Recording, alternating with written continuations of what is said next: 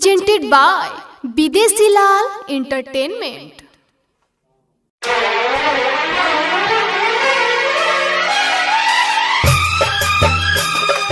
DJ Subhash Jagdishpur Balaji recording studio Jadav.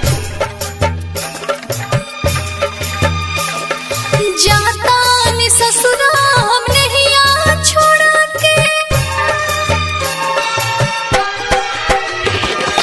जाता ने ससुरा हम नहीं आ छोड़ा के, खुश रही हो तू अपन घरवा बसा के। ना करे बियाह भले मर जाई बूढ़ा के, जाता रे तो जोरे कबो मिलत रही है आके।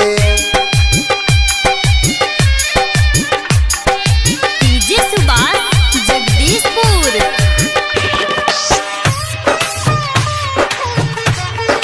Balaji recording studio Jadav.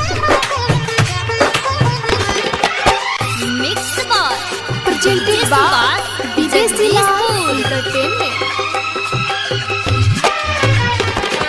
जिंदगी में हमारा न दोसर के हुआई, जब तू ही हो जाता रो हमके रुलाई।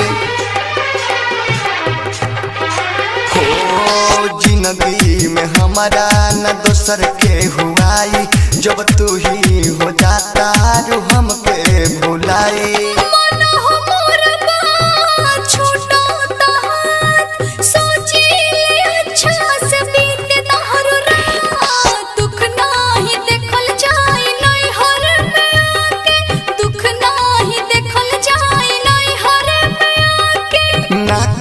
बियाह भले मर जाई बूढ़ा के, जाता रे तो जोरे कबो मिलत रही है आके।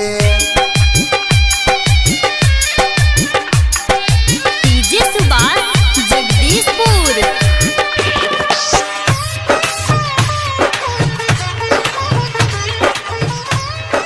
presented by Bidesi Lal Entertainment. Mix bar DJ Subhash Jagdishpur.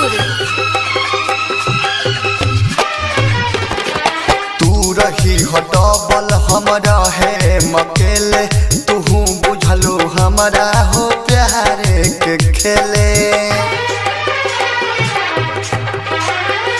हो तू रही हो डबल हमरा है मकेले, तू बुझलो हमरा तो प्यारे के खेले।